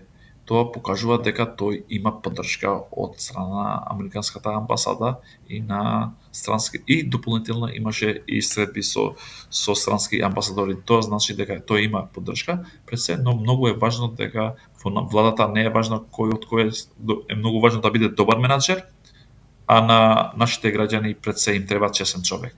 А мислам дека честноста е буквално кај Азир Алиев, кој што многу лично го познавам дека. Господине Фаризи, годинава... Пред се нема кај да бегам, во изглед се гледаме така што. Веруваме дека ово не ја кажувате дека вие комшија дека истина. Не, буквално никогаш не го кажувам тоа, но знам дека е работлив, бидејќи во минатото ти кажа само еднаш го видов кога беше министер, не можев да се видам кога се ослободи, после многу почесто пиевме кафе, сакајќи не сакајќи тука живееме. Пренесете му дека ќе го критикуваме ако не седи на зборот. Јас сегаш го критикувам, но знам дека многу рано станува принципиран, станува у 5 рано сабаде и сегаш спие у 10 часот. Некогаш ако имаме потреба за комшилок тука, децата кажат, спие тато, пошто од 10 е легнат, така што но пред се е човек кој цело време работеше, кога беше министер за информатичко општество. Знам дека цело време беше на работа, но на нам ни треба такви министри, бидејќи во минатите влади, мислам дека и сега има некои одредени што повеќе сакат да идат на ручек отколку што сакат да бидат во министерството да завршат на работа. Господине Фаризи, годинава парламентарното собрание на НАТО се одржа токму во Дејтон, Охајо, символичен гест што одбележува 30 годишнината од Дејтонскиот мировен договор. Колку ваквите настани како оваа пролетна сесија на НАТО представуваат само дипломатски ритуал, а колку се реална платформа за артикулирање на долгорочна стратегија на НАТО кон Западен Балкан, и дали оваа одлука испраќа јасна политичка порака до регионот на Западен Балкан, и ако да, каква е таа порака во светло на актуелните безбедносни предизвици во Европа и пошироко? Пример, јас неодамна имав една средба со странски дипломати и моето излагање беше следно. Дека Дејтон, мировниот договор во Дејтон е пример за како треба да функционира надворешната политика односно дипломатија на големите држави кон помалите држави, односно кон тие држави, особено во Западниот Балкан, кои не можат никако да се договорат, иако има простор за тоа. Така што јас мислам дека тоа односно нивниот начин на функционирање на таа дипломатија, на цврстата на дипломатија, мислам дека родува со плод. Бидејќи да не забораваме, во Дејтон таму ги зема, нели, лидерите, ги затвореа таму и ги тера да се договорат. Јас мислам дека таков договор требаше одеднаш да се прави за државите кои се во регионот, особено јас мислам дека во пакет ние требаше да се договориме и со Република Грција и со Република Бугарија, и тука нема бегање, ме разбирате. Јас мислам дека тој договор е начин како треба да се постава кон некои држави кои се алсни да донесат одлуки, односно под секоја цена сакат да им вршат притисок на други држави, односно помалите држави, како што ние сме во таа ситуација, односно во страна моментално страна на Бугарија, во минатото бевме под притисок на страна на Грција, да не забораваме. Така што ова е добра порака, но тоа Дејтон, да не забораваме дека одлучија да им стават крај на војната тогаш помеѓу Босна и Србија, така што јас мислам дека такви договори би требаше во иднина да се случат и во други држави, но не се случи, повеќе им даваше можност на преговарање на дипломатијата и некои држави за жал пате од тоа дипломатија, односно беа неравноправни и тоа бевме ние реално Република Македонија. Така што јас мислам дека ова е поттик за во иднина некои држави да се вразумуваат и да почнат повеќе да им дават можност на преговарањата и на добрососедските односи. Господине Фаризи, можеме ли да кажеме дека Дејтонскиот договор денес навистина функционира или представува само институционален символ без реална стабилизирачка моќ? Колку е релевантен овој договор 3 децении подоцна и како Македонија може да го искористи своето членство во НАТО за да влијае врз развојот на политиката и безбедносната стабилност во Балканот? Може ли пролетната сесија на НАТО во Дејтон да представува пресвртница или е сепак само продолжение на досегашната политика на статус кво? Јас мислам дека тоа повеќе е историски, отколку што Дејтонскиот договор успеа тогаш во тој период во многу голема криза која беше и нашиот регион, особено во Балканот, може да се прелеваше во многу поголема војна, така што јас мислам дека тогаш дополнително влијаше да се прекинува огнот, односно да се прекинува војната тогаш, но не значеше дека и конечно че им ставаше крај на недоразбирањата помеѓу тие држави. Ден денеска тоа го имаме помеѓу Република Србија, Република Српска и Србија, нели има уште отворени прашања и никако не може да се договори, но пред се влијал во стабилноста на регионот. И јас мислам дека тоа треба да се веде пример, но веќе ние не сме пред 30 години, веќе е смената политика во ниво на светот, веќе се имаме по демократски држави со друга визија. И јас мислам дека тоа треба да се користи. Ние сме веќе дел од НАТО, ние сме безбедни во тој аспект и Македонија покажува дека е безбедна држава, особено ние дадовме пример во регионот, но сепак јас мислам дека тоа може да биде поттик во иднина начинот на преговарање и договарање да биде многу полесен од тоа што се случи во Дејтон. Колку е значајна улогата на НАТО во регионот денес, споредено со 1995 и има ли простор за нови формати на ангажман? Дали гледате нов концепт на проширување или консолидација на НАТО во Балканот, или пак Алијансата го одложува фокусот? Во контекст на глобалните тензии и враќањето на големата геополитика, дали Балканот повторно станува шаховска табла во меѓународните односи или постои реален капацитет регионот самостојно да ги формулира своите надворешни политички позиции во соработка со НАТО?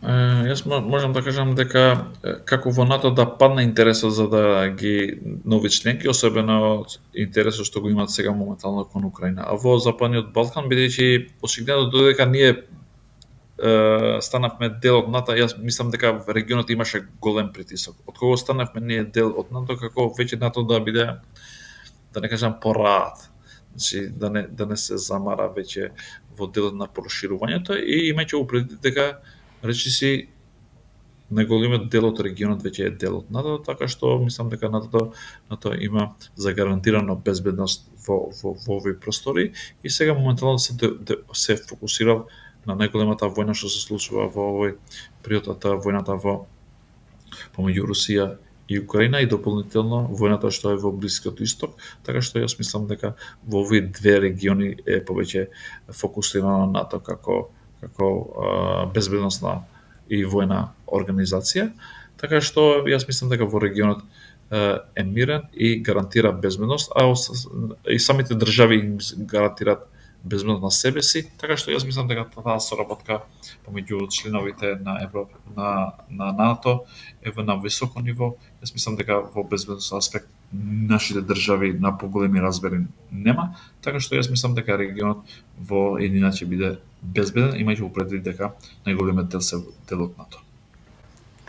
Како го оценувате говорот на министерот Тимчо Муцунски пред парламентарното собрание на НАТО, особено во контекст на 30 годишнината од Дејтонскиот договор?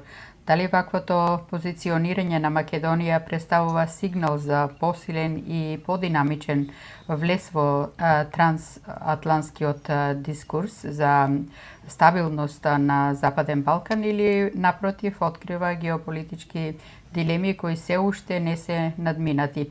И конечно, дали пораките на Муцунски беа пред се символични или зад нив стои конкретна стратешка тежина во рамките на односите меѓу Македонија и НАТО сојузниците? Повеќе ние зборуваме како дел од НАТО, бидејќи се земја членка, сме равноправна членка во НАТО, така што и нашиот глас како дел од земја членка се слуша равноправно и во таа организација, дополнително тоа е порака и низ целиот свет. Така што јас мислам дека имајќи во предвид дека во овие клучни моменти нашата дипломатија е многу активна, така што и дава поголем впечаток во меѓународните односи. Како го интерпретирате изборот на Трајко Славевски за гувернер на Народната банка во контекст на актуелните политички и економски состојби во Македонија? Дали овој избор го гледате како технократски потек заснован на стручност и искуство, политичка одлука поврзана со распределба на моќ или пак како комбинација од двете? И какви пораки испраќа овој избор и кон домашната јавност и кон меѓународните партнери, особено во време на економска неизвестност? Јас кога ги видев кандидатите, бев убеден дека Трајко Славевски ќе биде новиот гувернер на Банката на Република Македонија, така што со некои луѓе што сум блиски, разговараме, кажам Трајко ќе биде Славевски гувернер, каде знаеш, кажам ќе видиме, и вистина одлуката беше така, нели до крај се чуваше името, до крајниот момент од страна на председателот на државата, и така што Трајко Славевски, јас мислам дека има големо искуство, не само во политиката, туку и во делот на економијата. Јас мислам дека е добар експерт. И сега ќе видиме како ќе се однесува. Јас мислам дека ја знае таа област и се надевам дека најверојатно, пошто ја знае политиката и моментално, нели, сега кредитите што ќе ги земаме, односно резултатите од доброто стратешко партнерство што се од Обединетото кралство, а дополнително и монетарната политика што треба да се води во нашата држава, јас мислам дека исклучително е професионалец. Јас не го знам лично него, но вака како експерт мене ми делува, бидејќи во сите позиции кои бил во минатото, јас мислам дека совесно ги има завршено и да се надеваме, односно се надевам дека ќе донесе и позитивни резултати во менеджирањето со Народната банка на Република Македонија. Како ги оценувате неговите лични професионални квалитети за оваа функција и дали сметате дека неговото искуство како министер за финансии може да биде предност или ограничување во управување со независна институција како Народната банка? Јас мислам дека тоа што минатото би министер и односно и дополнително сега нели беше председател на Советот на градот Скопје, така што јас мислам дека особено и иде од академската фела, така што јас лично, да се повторувам, верувам дека ќе ја раководи таа институција непристрасно и одговорно. На почетокот на неделава, поточно 26 мај, Судскиот совет го избра врховниот судија Африм Фидани за нов председател на Врховниот суд на Македонија. Тој беше избран со 8 гласа за и 5 против, додека неговата претходничка Беса Адеми доби само 2 гласа. Покрај изборот на новиот председател на Врховниот суд беа избрани 6 нови судии во Скопска апелација. Нашите информации говорат дека при изборот се прекршила процедурата со што Судскиот совет ја продолжува праксата на доуништување. Како го толкувате изборот на новиот председател на Врховниот суд во контекст на тековната политичка и институционална криза во Македонија, дали ова представува легитимна процедура во функционална демократија или уште еден пример за институционална ерозија? Јас не сум изненаден од тие одлуки, односно таквите начин на избор на тие суди во менаџирањето во самите судови, односно председател Врховна апелација на основните судови и дополнително и на нивните членови тамо. Така што јас не верувам воопшто на тој третата бранша на власта, односно на судскиот систем. Јас секогаш сум имал ставови дека тој систем во целост треба да се урне или пак, односно да се удира директно од чело. Јас сум за таа опција да се разрешуваат буквално сите суди. Ние може и така ние немаме судство. Нашето судство предметите таму се вртат по 5, 6, 7, 8 години или бескрајно додека да бидат старо дело. Подобро да немаме 2-3 години судство, отколку ние да чекаме бескрајно уште 100 години. Така што има две опции: или да се разрешат сите суди, директно од чело да се удира во тој систем, или пак да имаме направено пример како во другите држави кои се бореле против криминалот, корупцијата, а тоа е специјално јавно обвинителство и специјален суд, односно да го земеме примерот во Албанија, бидејќи гледам дека таму државата напредува, особено во овој дел, бидејќи таму јавниот обвинител, значи буквално ги има затворено сите соработници на Еди Рама. Така што јас мислам дека треба да иде таа насока, ние треба да ја метнуваме прашањето, дали ни треба нова специализирана јавно Некако Катица Јанева само, било како да е, не само на Катица Јанева, не мислам ниту, па ние имаме сега лош историја, односно искуство, така што ние сега и не веруваме на тоа, но јас мислам дека со меѓународната, односно во соработка со Европска унија и со САД може да го правиме, пред се на нив им треба таква поддршка. Пример, еве, во Албанија, тој јавниот обвинител, мислам дека Думани, значи има голема поддршка од страна на САД. Ако го гледате кампањата, пример, во Албанија, само сакам да објаснувам, дека Еди Рама, да не забраваме, во кампањата беше против овој јавниот обвинител, Алтин Думани, и после кога заврши изборите, кога победи, кажа јас сум го направил него, односно го поддржувам максимално да продолжи со работа. Така што, значи, за едно неполнеден месец имаше диаметрални спротивни изјави, така што јас мислам дека ни треба таков кадар и кај нас, а мислам дека има многу честни луѓе кај нас, што честно сакаат да работат, и јас мислам дека треба да се донесат на таа челни позиции и не за секогаш да се бориме и да им ставаме крај на криминалот и корупцијата.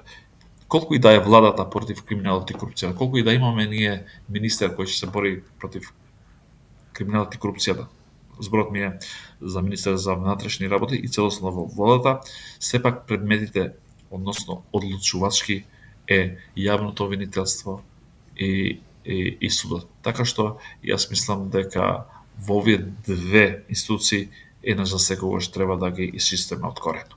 А тоа се прави со големи реформи или со специјални нивни единици, односно специјален јавен обвинител и специјално судство, за да бидат надвор од тој систем, односно внатре, но паралелно надвор, за да не може да се контролираат сите. Бидејќи вака, ние не можеме никого да се чистиме, бидејќи јас те именувам тебе, ти ме именуваш мене, ти го именуваш зет ми, јас те именувам шурати, ти го именувам братот, ти сестра ми, и така тој се направи фамилиарен бизнис во овие институции.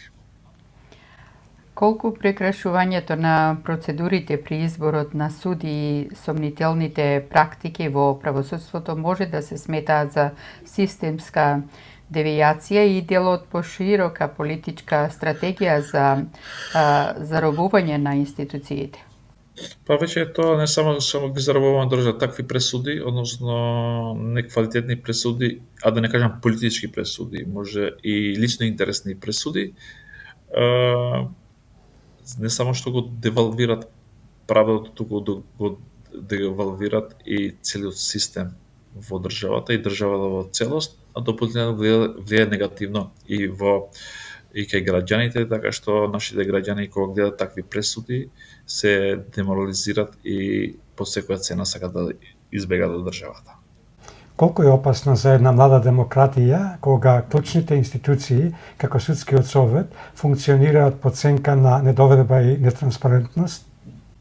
Тоа покажува дека нашата држава, односно таа трета бранша на државата е заробена и им треба реформи. Така што тоа е лоша порака и на таков начин ја уништуваме и државата и целиот систем.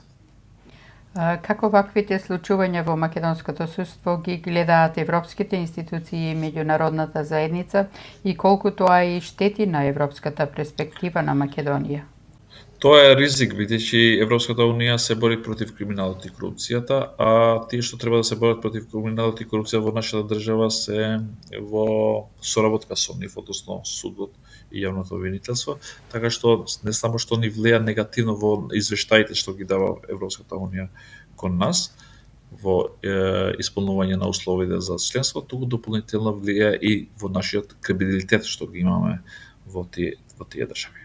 Господине Фаризи, доколку ја анализираме првата година од мандатот на новиот парламентарен состав низ призмата на политичка ефективност, демократски капацитет и стратешка ориентација, како го оценувате функционирањето на собранието? Дали сметате дека собранието го исполни својот мандат како клучна институција во демократијата или напротив почесто служеше како арена за партиски конфликти без суштинско влијание врз реформите и евроинтегративниот процес? Јас мислам дека во собранието ни треба поквалитетно луѓе кои треба да ги застапуваат граѓаните. Има таму буквално пратеници кои идат само да бидат присутни, да земат платата на крај на месецот.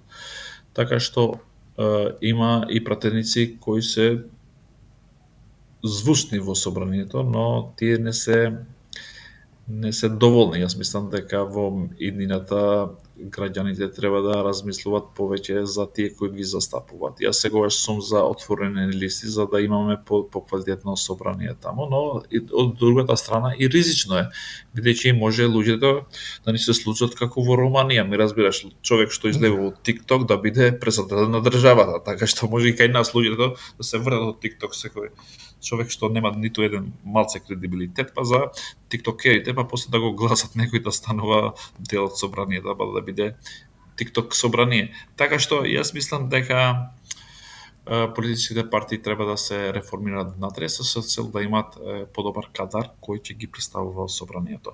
Но пред се овој состав, јас мислам дека е поквалитативен од минатиот состав, бидејќи многу помалце луѓе кои било во минатото, а повеќе спиеле во собранието, тие ги нема буквално бидејќи во изборите граѓаните ги имат каздето нив, но проблемот е што во тие затворени листи, нели, носителите, првиот, вториот, третиот, тие се по дефолт и стануваат дел од собранието. Јас мислам дека отворените листи, но колку се отворени листи би биле и проблематични после за избор. Но јас мислам дека самите политички партии буквално во тој затворен систем треба да стават лице кои, односно пратеници кои ќе ги застапуваат интересите на граѓаните и кои ќе буквално ќе дебатират, бидејќи собранието, да не забораваме, е парламент, зашто е парламент, бидејќи е време, е место кај се дебатира, кај се зборува, така што јас мислам дека треба да има генерално собранието. Мислам дека во почеток Африн Гаши беше изгубен во поставка, праеше многу гафови, ако се сеќавате, за еден месец, 2-3 месеци праеше 2-3 гафови, но како после да се навикнува на таа позиција и сега мислам дека добро го ја води, така што мислам дека собранието добро просто да не забораваме дека има донесена големи одлуки за иднитета на нашата држава, особено земење на кредитот, дебатата за одлуката за земење на унгарскиот кредит и дополнително ова второто што е донесувањето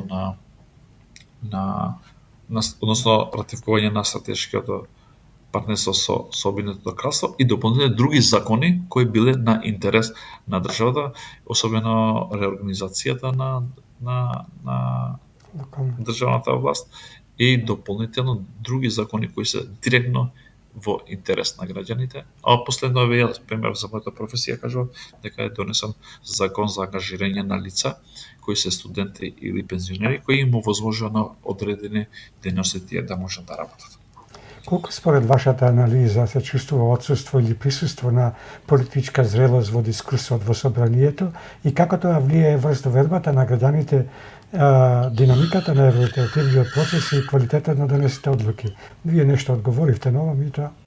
Не, да не забораваме дека првиот дел, поголемиот дел од минатото во собранието повеќе зборува политичките партии за легитимитетот. Значи, не ја пукна главата дека некој 7-8 месеци цело време ни зборува за легитимитетот таму во собранието, кој е полегитимен, кој не е полегитимен. Тоа ми е зборот за демократската унија, за интеграција, бидејќи тие се навикнале цел живот да бидат во власт и така што цело време и тоа го направи. Но дополнително од другата страна има и политички партии, односно има одредени пратеници кои се заробени од минатото и цело време зборуваат за минатото и буквално кога ќе го слушаш со нашето собрание ќе мислиш дека се две различни држави, мислиш дека федерација во нашата држава, едниот зборува за едниот етникум, другиот зборува за другиот етникум, едниот зборува за едниот дел на држава, другиот зборува за другиот дел на држава, така што ако ги гледаш вака, некој од надвор да ги види, да не знае за која држава и како е политичкото систем во нашата држава, ќе мисли дека ова е федерација или конфедерација, па тука се борат кој повеќе ќе дели во ниво на држава. Така што јас мислам дека има претеници кои им застанал часовникот во 90-ти години.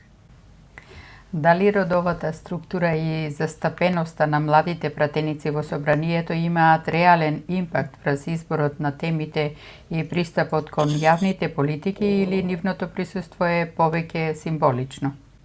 Јас мислам дека кога гледаш вака собранието од денешен аспект, од тоа што сум го гледал во минатото, пример во 90, ако се сеќавам 90 години, сите луѓе беа, да не кажам, повозрастни луѓе, а сега во собранието ја мислам дека многу се помлади и јас мислам дека се многу покреативни. Ако треба да лоцираме најголемата слабост, но и најголем потенцијал на овој состав, кои би биле тие според вашата проценка? Во која смисла? Слабоста која имаме? Да, за повторност некаде пратениците, да, што беше најдобро што го направи, а што беше најлошо направи. Не верувам дека удирање со чевелот беше најлошото нешто од апасија. Јас мислам дека нашите пратеници во собранието повеќе се да направат шоу, отколку да прават вистински реформи, односно да предлагат закони кои се во интерес на државата. Јас мислам дека ние граѓаните тие шоу не треба многу да им вставаме впечаток, но тие политички тие пратеници не треба да ги мериме врз основа на тоа колку дават шоу, но треба да ги оценуваме на тоа колку повеќе предлагат закони, односно и усвојат закони за интересите на нашата држава. А такви шоуменови мислам дека не име во местото во собранието. Токму така. Господине Фаризи, имам уште неколку прашања, меѓутоа би сакале, ако е можно, да не бидат подолги од 2 минути на секој од прашањата во одговорите. Обидете се. Ако треба, земите време повеќе, ми тоа така еден од прилика. Некаде 3 минути, некаде 2, некаде 1. Како ќе го прокоментирате барањето на опозицијата до владата за време на седмицата за пратенички прашања, за да ги објасни можните сценарија за одблокирање на европскиот пат на Македонија, а како повикот на Мицкоски до опозицијата за заеднички да лобираат кај европските сестрински партии за евроинтеграциите да го поддржат извештајот за напредокот на Македонија, кој го потврдува многовековниот македонски идентитет и македонскиот јазик, при тоа потенцирајќи дека Македонија нема да ги помести своите позиции се додека Бугарија не ги стави македонците во Бугарскиот комитет за малцинствата? Јас мислам дека барањето за да се дебатира за овие суштински прашања на отворено, јас мислам дека треба ние да го обединиме стратегијата, што не е добро. Очигледно има политички партии, односно лидери кои уште не се опаметиле и уште сакаат да се соработуваат за интересите на соседите. Јас мислам дека стратегијата на државата треба да биде исклучиво тајна и ние треба да се водиме од тоа. А тоа е на секоја политичка партија и секој политички лидер може дополнително да влијае, односно да лобира низ светот, но пред се владата мислам дека тие стратегии треба да ги чува за себе, а не да ги каже на секој што ќе им текне во собранието. Односно на некои политички партии. Како го оценувате повикот на премиерот Христијан Мицковски за изгласување на измените на изборниот законник со кои Македонија би станала една изборна единица, а во законските измени би биле вклучени и македонските граѓани од диаспората кои би имале право да гласаат во избирачки места надвор од дипломатско-консуларните представништва. Какви ефекти очекувате дека ќе има овој предлог врз изборниот процес и политичката инклузија на диаспората? Јас мислам дека првин треба, ако идеме на една изборна единица, треба да имаме и праг, и ако се вклучи и диаспората, јас мислам дека добро би било и тие да можат да гласат. Сега не знам колку е интересот на диаспората за да гласа, но предпоставувам дека одредени луѓе сакаат и да гласат за нивните представници. Но јас мислам дека премиерот беше многу јасен. Ајде одма да не филозофираме, нели така му беше, ајде одма веднаш да гласаме на изборна единица, ама очигледно политичките партии па после калкулираат кој треба да гласа, кој не треба да гласа, дали е вака, значи тие само повеќе отварат дебата за да може да придобијат гласови, односно да може да симпатија кај граѓаните, отколку вистини сака да ги прават тие реформи, бидејќи одредени политички партии знаат дека тоа би било фиаско за нив во следните избори, бидејќи пред себе јас мислам дека ако диаспората се стави во можност да гласа, како се во другите држави во регионот, или по пошта, или директно да гласа во представничките центри на држава, односно во конзуларните и дипломатските центри на светот, јас мислам дека тогаш ќе биде фиаско за некои други политички партии кои во минатото го имаат уништена државата, односно диаспората сегогаш знае да казнува и сегогаш тие гледат повеќе, односно гледат на страна државата и знаат точно кој прави добри политики, кој прави лоши политики за граѓаните.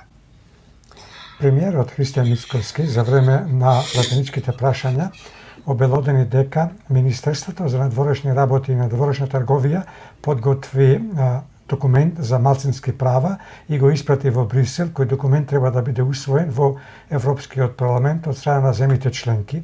Мицковски обелодени дека владата ангажирала и бесплатен консултант на предлог на самата Европска комисија, со што документот за малцински права постана европски документ, а не владин.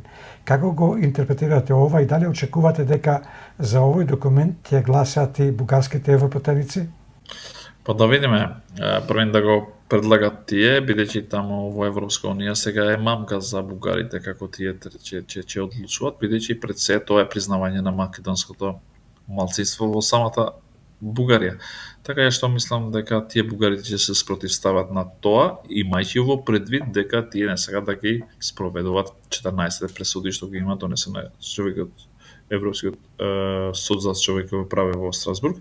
Така што јас не очекувам тие дека ќе го поддржат, но пред се јас мислам дека тука ќе се бламираат тие пред Европската унија и тоа е добар потек од страна нашата влада.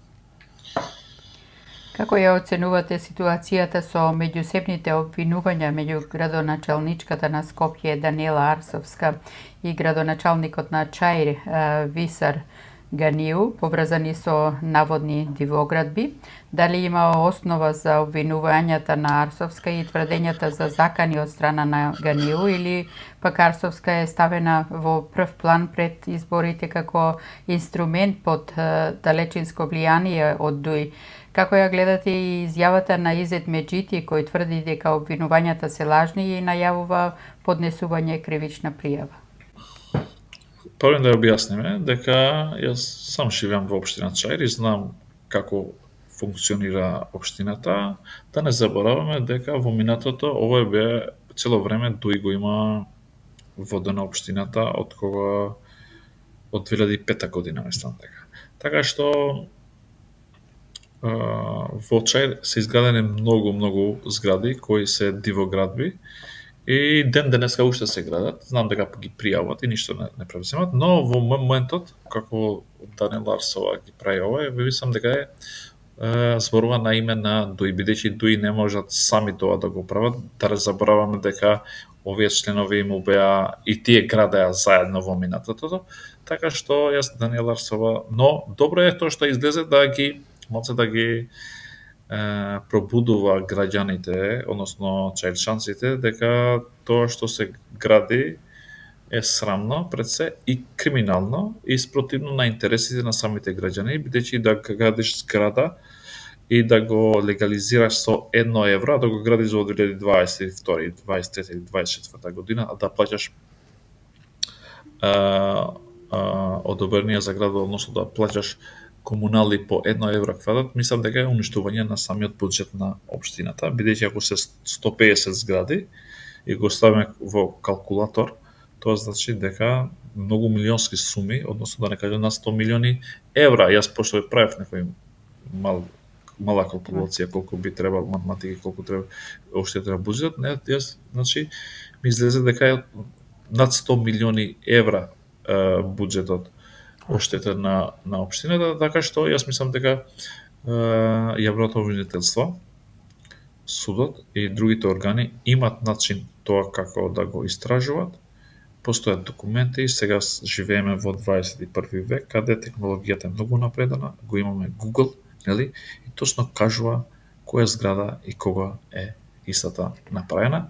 И така ја што мислам дека треба органите на прогонот повеќе да се замарат и јас мислам дека ваков граначалник не им треба на општина Чаир.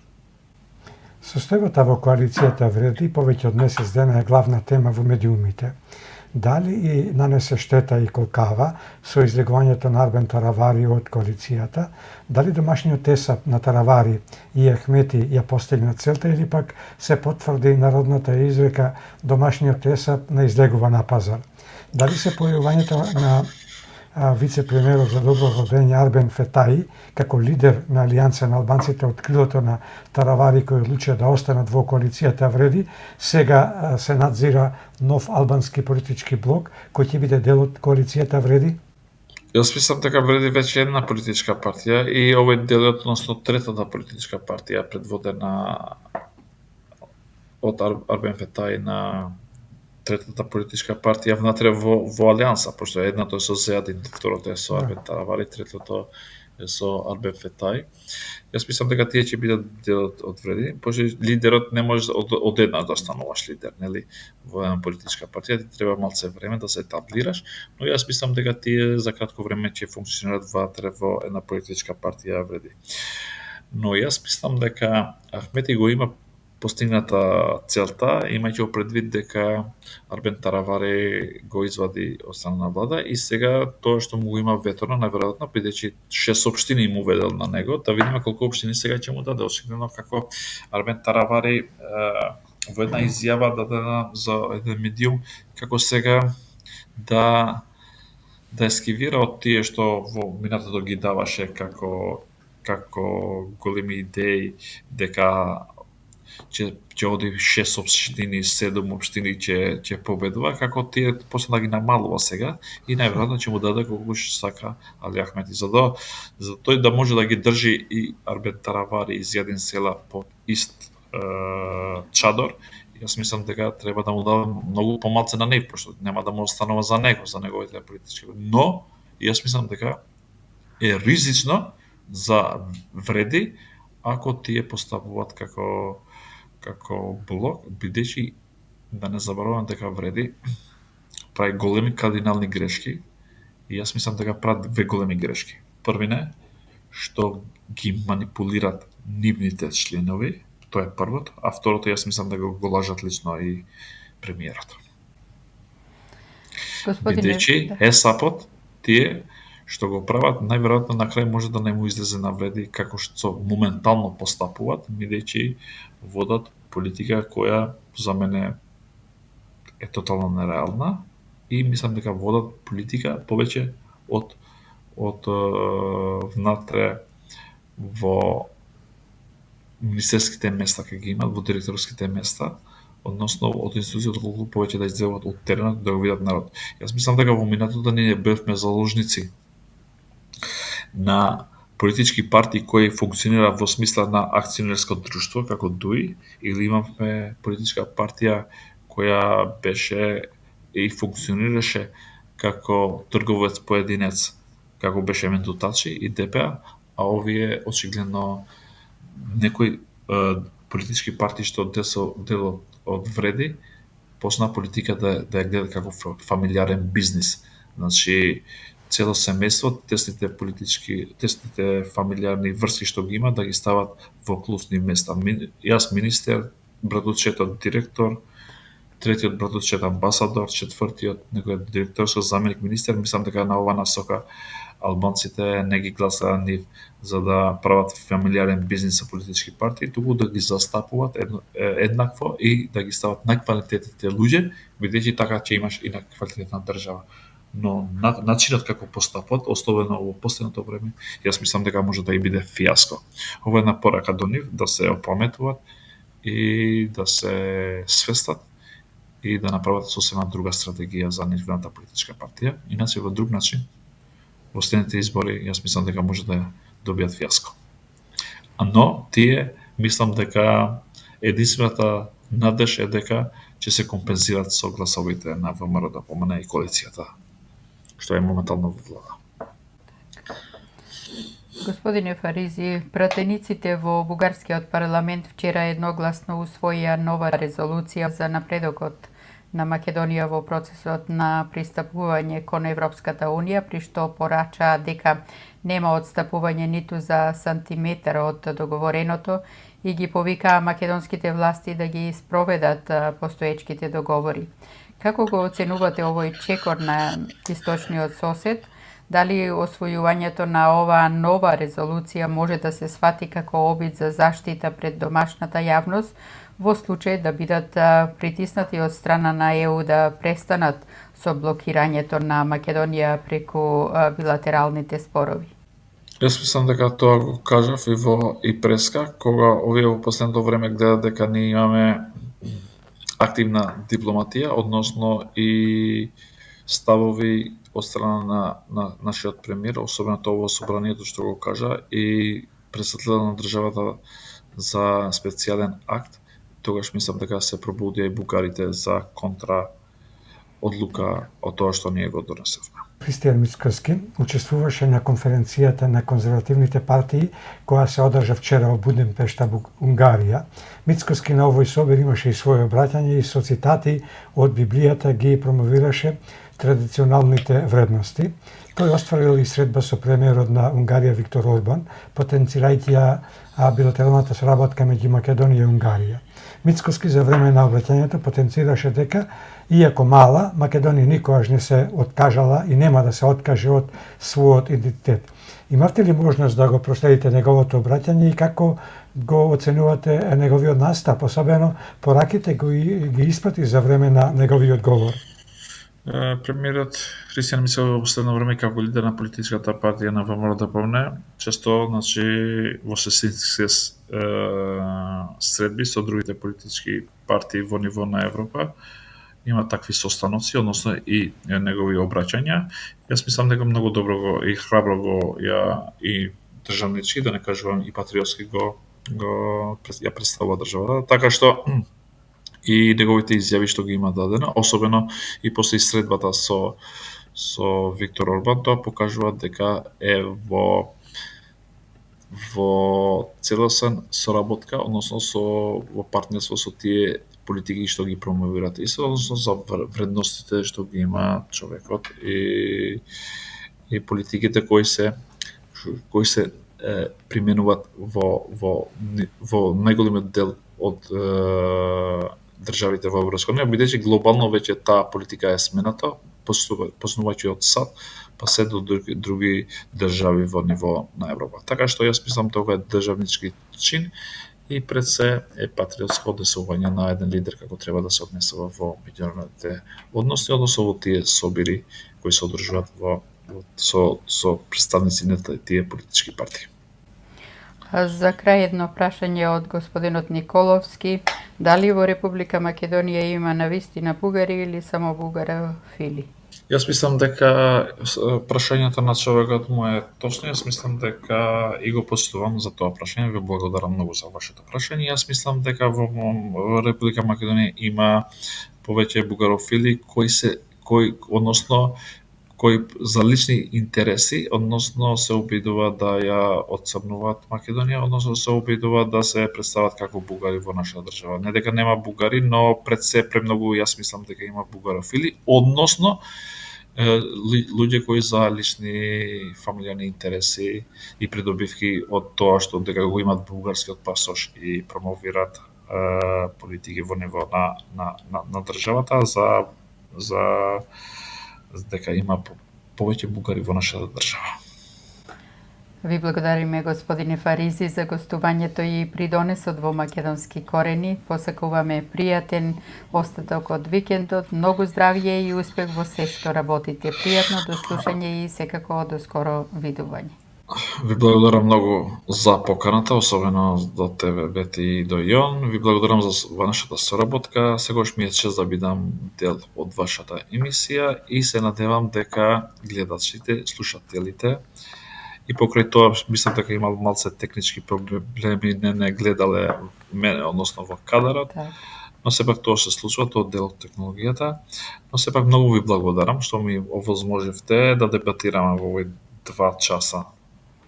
И се надевам дека гледачите се многу задоволни и најверојатно и ќе не следат и во иднина, не само јас кога сум во вашата емисија, но генерално вашата емисија, бидејќи сегаш им нудите патриотски однесувања, им нудите песни, им нудите вести кои до душа ги кажувате многу повеќе од кога ги кажуват тука кај нас. Ме водушувате кога имате такви информации и се надевам дека ќе се гледаме пак во иднина во исти рамки и со нови информации и со нови анализи и со точни пред се. Остануваме во контакт, се гледаме и слушаме овде на Македонски корени. Поздрав и секој добро. Благодарам. Имајте убав ден и убав вечер. Исти и вие.